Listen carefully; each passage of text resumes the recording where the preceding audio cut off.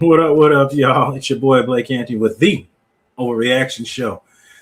My God, 2 back-to-back losses to teams you shouldn't lose to. But I always say you can't always count out a division opponent. You can't. They know you best.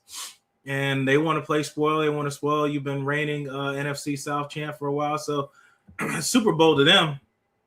But crazy that is, they're 7-7, and they still have a chance to go to the playoffs. That's the crazy part. But let me get into the boring stuff like I always do, go through the box score, and then I'm going to talk about a bunch of different topics. So, of course, we know the story. Bucs lose to the Falcons 29-28, fall to 7-7. Falcons fall to 5-9. Leaders of the day, Kirk Cousins, 30 for 44 passing attempts. Jesus, 373 yards and 3 touchdowns. Baker, 34 passing attempts, 19 completions, 277, 2 touchdowns, and a back-breaking interception 2 weeks in a row. Bijan, 1993 and a touchdown. Bucky, 16 for 60 yards. Big Mike comes out, 60. Big Mike comes back. Him and McMillan. Mike gets 6 receptions on 32 yards. Story today is Kyle Pitts, 11 receptions, 166 yards, and 3 touchdowns. Everybody else was Bijan Robinson. The offense was pretty much Kyle Pitts, Bijan Robinson. I kept saying the ball's going to go to 2 places, number 8 and number 7. 8 receptions, 82 yards. Stills caught a back break in 4th and 12. We'll get into that. Mooney, 3 for 35. A fumble should have been recovered. We'll get into that later. They have 5 sacks, 2 by rookie James Pierce, 1 by Laqueo London, and 1 by Brandon Dorless. Falcons spent 2 top picks on pass rush or something the Bucs should have done. Baker was sacked 5 times. We'll get into that. Other than Bucky, nobody else really carried the ball besides Tucker down in the goal line. Mike Evans, Abuka, 4 for 64, should have had a lot more. We'll get into that. That behind the but throwing behind pass for a first down to seal the game. Jalen McMillan, 2 receptions, 38 yards, and 2 touchdowns. And 1 touchdown, excuse me. No, he didn't get that one correct. Godwin got the other touchdown, 4 for 20 and touchdown. And then Devin Culp, who I've been hollering for many weeks and season, got a touchdown. Christian Izzian forced a fumble. Levante forced a fumble. Hassan Reddick forced a fumble. 1 tackle, 1 assist, 1 sack in the late great Hassan Reddick. We'll get into that later. That's pretty much it on the boring stuff of the stats, but it is what it's always been. I told you they have no pass rush, and it's going to continue to be a problem as long as you don't have a pass rush. It's an issue. It's an issue on this team. It's been an issue on this team. Excuse me for that. It's been an issue. It's been an issue on this team for not having a pass rush. And it's going to hurt the secondary doing that, man, not having a pass rush. So the story continues with that, and it's going to continue to you upgrade the defense. Upgrade the defense. Todd, you can't keep telling Jason Light that you're going to make it work because the rubber has met the road. Look at this roster in its entirety, like all seriousness. Your only superstar on this team is Vita Vea. It ain't Antoine Winfield. He's a star. Levante's a star. That's it. That is all you've got on the defense, and Vea is 30. Levante is 30 plus. You're relying on veterans, and you got to have kind of those guys. But Winfield, I don't know what's up with this guy. He makes some bonehead stuff decisions. I'll break that down later on in the clip later in the game. But like I said, I'm fair. I'm gonna get on Todd Bowles here in a minute. Let's start with the offense, and I'm gonna wrap it up with the defense. But I'm gonna say for a lot of y'all, you got what you wanted. The team is losing. You got what you wanted. This ain't for everybody. For obviously, don't take offense if you're not one of those guys. I'm on the fence for stability in a team. You keep quarterbacks, you keep your head coach, you keep the stability. You can't keep changing. Because what happens now, if you want to really fire Bowles and do all this nonsense, if the Glazers decide to do that, the new guy wants his guys. You don't know if the guys he's going to bring in is going to work. Then you start this cycle of flushing guys in and out. Then you go back to being losing again because you can't have no stability. There's just the team is overall not bad. They're not sealing the deal, which they were doing at the beginning of the season. It's just a lot of the things that were bad, they're coming to light now, and you can't have no changes. You made no changes in the offseason. You could have got Jalen Phillips. You could have upgraded the pack. You could have done a lot of things, but they didn't. They sat on their hands. And Light's got to own that part of it. Bowles has got to own the part to get the stuff right, get the little things correct, and guys on the same page. There's no different defensive players coming out, minus one of the Griffin brothers was cut by Seattle. I think you should pick up Griffin. He's a St. Pete kid.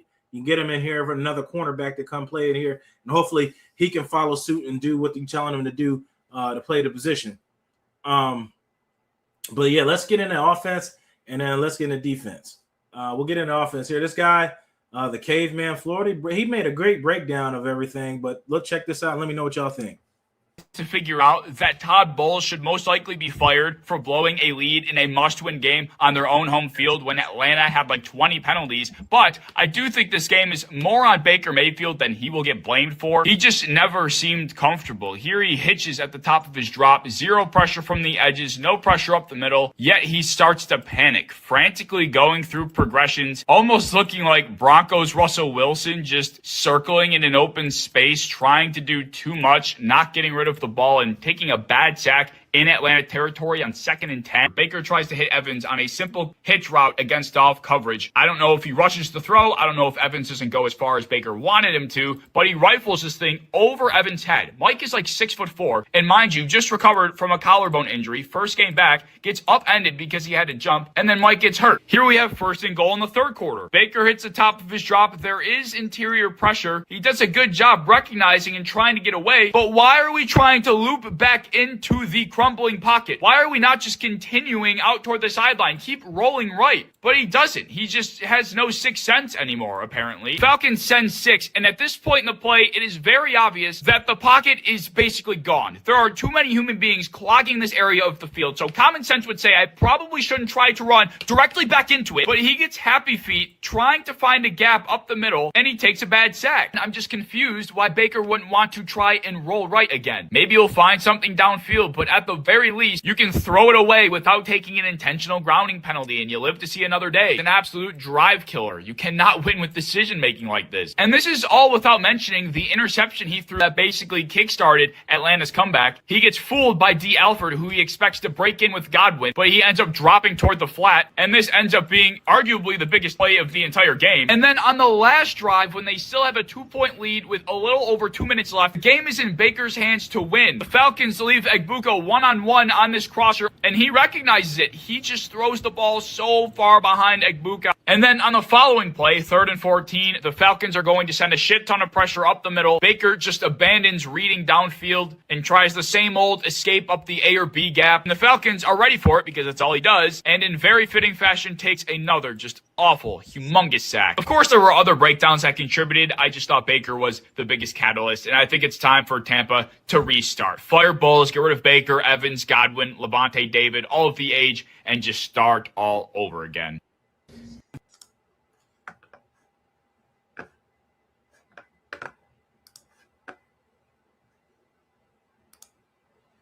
Yeah, so that's a lot. That's a lot there. And like I said, I've been a supporter of Baker and his injuries. I told you my only concern with him was his amount of taking unnecessary hits, unnecessary sacks. Like you saw right there, roll out, get rid of the ball, live to fight another. That's stuff you tell a rookie, not an 8-year veteran. You're trying to run up the middle, knowing you're not fleet of foot. You can get away a little bit when you're in the open field, but you're not a Lamar Jackson type guy. And they prepare for it. They send their guys up the middle because they know that's what you do.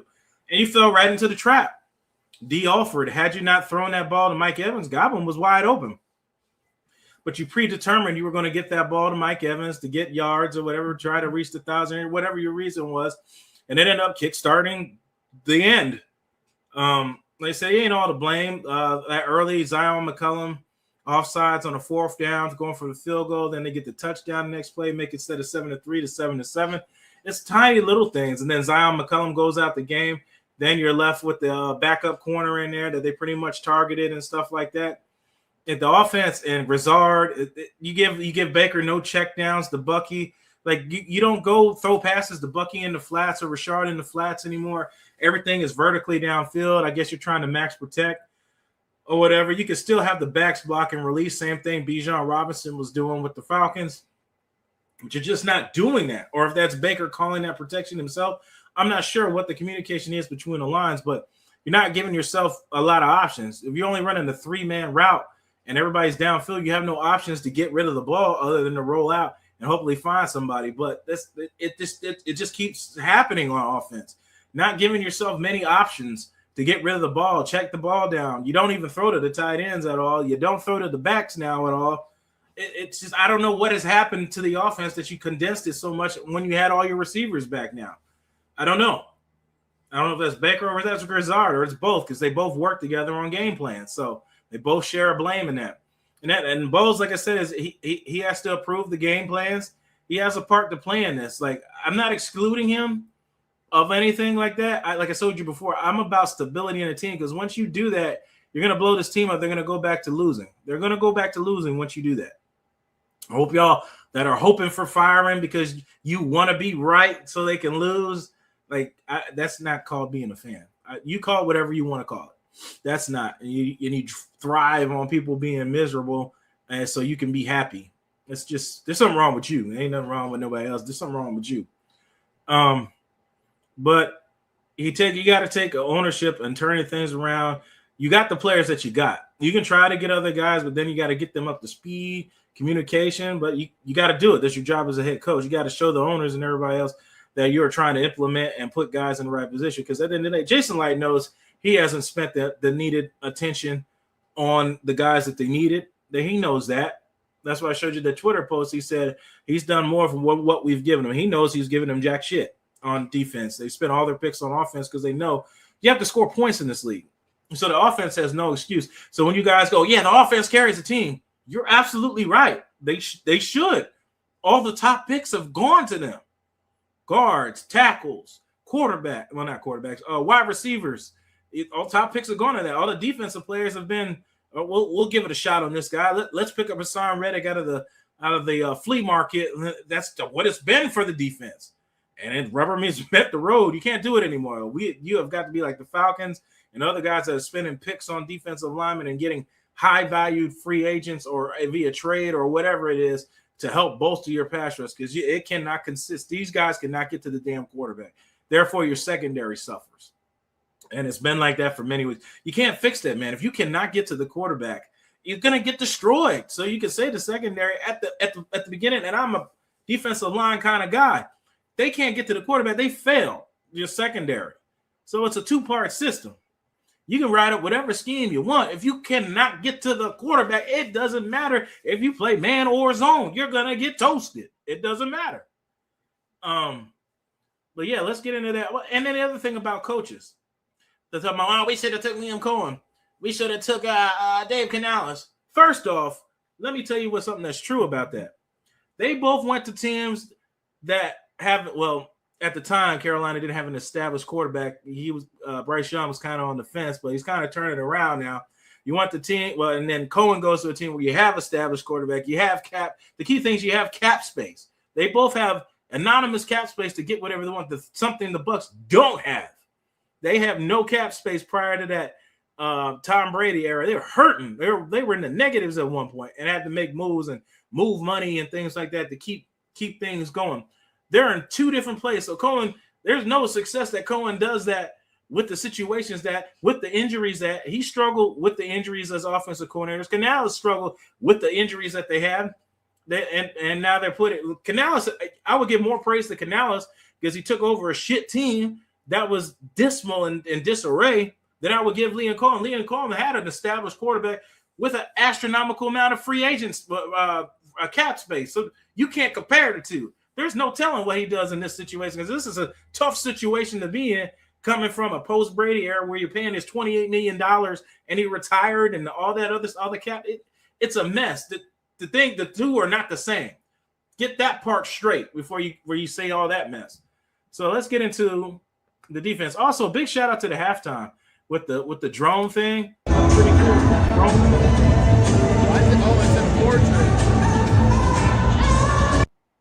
Yeah, there you go, the guys on the Thursday night. Big shout out to that part with the drones. I don't know if you guys can see that in the background. Those were drones making the gecko, pirate ship, and all that stuff. Big shout out to Thursday night team. They made the drone halftime show. That was pretty cool. We got into that. They get the drone. All right, so yeah, Then the fumble. Let's get into that. Then the fumble. How do you get 1, 2, 3, 4, 5, 6 guys around the ball and you can't recover the damn football? Then this would have ended the game. This pretty much would have ended the game if they dive on that. But somehow, some way, they knock it all from each other, and the Falcons go down to score with that push off and the elbow out the back of the end zone to Kyle Pitts. Then let's go into the 3rd and 28 situation. So let me break this down for you. You see circle there, Antoine Winfield is up top. You got the corner down here at the 50. Then you got Stills, and you got, this is either Robinson or Pitts down here. And this is the 4th and 12 play. Yeah, this is the fourth down play. So you got these two guys here. So what you do in this situation, if you're that corner that's at the 50, you want to force Kirk Cousins. You can see Kirk Cousins got a perfect pocket. There ain't no damn pressure in there. You want to force the ball underneath and then come up and make the tackle. That is common sense. It doesn't matter who's the defensive coordinator. It doesn't matter who's the corner, who's the safety. It doesn't matter.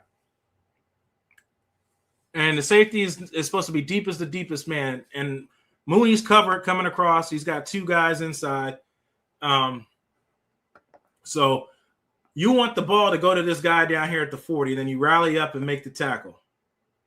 So the corner here, you want to back up underneath that route because you got help behind you and force this ball underneath. That's what you want. You want to force this ball underneath, but you allow this gap between you two for whatever reason it is. He's able to squeeze this in and get the first down and ultimately start the beginning to the end. It doesn't matter what scheme it is. It's just common sense. The ball has to go to this guy at the 40, and you rally up and make the tackle. You're standing in between staring at the quarterback is not doing a damn thing for nobody. And this is the stuff they get pissed off at because this is common sense. It's common sense. Stop the guy that's going to hurt you, that's going to get the first down. If you guys just don't make the tackle on the guy underneath, then that's a whole nother conversation. But that's where you want the ball to go, to the guy down here at the 40, and he's going to have to run and get the first down. You don't allow him to throw this ball to this guy because you want to keep an eye on the guy. Anyway, that's the scheme. You force the ball underneath. That is what you want. That is what you want, him to throw the ball underneath. But that's not what happens. These guys allow him to slip in between both of y'all, and he gets the first down.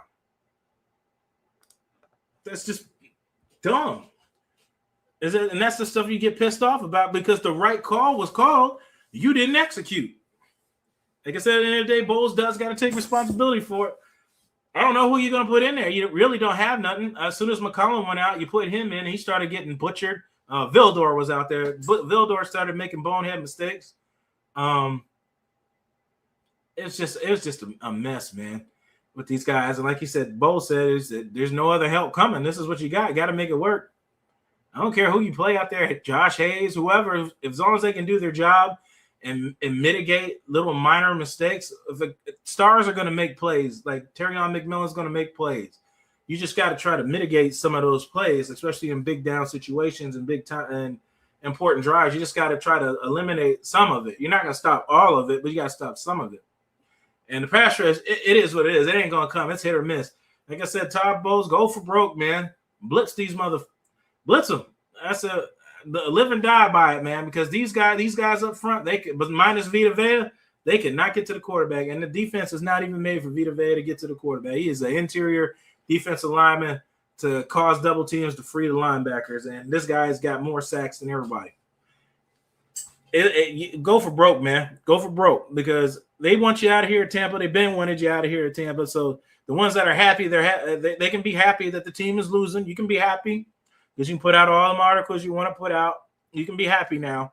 All the fans, you can be happy. The team is losing. For those who want the team to win and keep winning and succeed, everything, you still have opportunity, man. Now you just got to rely on help. And that's the kind of situation you don't want to be in. Still can finish 10-7, just like you did last season. It's all right in front of you. 2 games to the Panthers, 1 to the Dolphins. Nothing's guaranteed. We'll see what happens. That's what I got, man. It's like I said, it's crazy. And I know a lot of fans after that game, I have to go back to Ron Harper. This is pretty much how we felt. Right. Yeah, okay. Whatever. Fuck this bullshit. And yeah, there's no help coming. So they got to roll with what they got. They got to do what they do because they ain't got to worry about getting the hook because they got no one left. Listen, believe me when I tell you this. You can only get better. And you don't have to worry about getting the hook because I got no one left. There's nobody left. There's nobody left. So yeah, we'll see what Bowles and company do. I love the press conference. He was cursing like a storm because when you do, it's frustrating. I coach, and it's frustrating that you give them the correct game plan of what's going to happen in the game, and you just decide for whatever reason in the game that you're going to do something else, and it end up ultimately hurts the team, and then it falls back on you. Just imagine if you've ever been a supervisor anywhere or a parent or whatever it is that you tell your kid, you tell your subordinate, you tell them, this is what's going to happen. Hey, man, I need you to do this when this happens. And then it doesn't happen. They sit there and go, well, I don't know. Nobody ever told me. And then it makes you look bad. And like you didn't tell me, like, you're not telling your guys that because they don't want to take responsibility for them being a jackass. That's exactly what happens. You're in a situation Todd Bowles is in with the defense. You make him look like a jackass because he told you where you're supposed to be and you won't be where he tells you to be. But ultimately, he's the head coach. Yes, he's the head coach. He's got to take it. Todd Bowles is a long way, leaps and bounds, taking a back step to the offense. But you gotta focus on defense now, man. Defense is hurting. Levante David is giving you plus years. He's on borrowed time.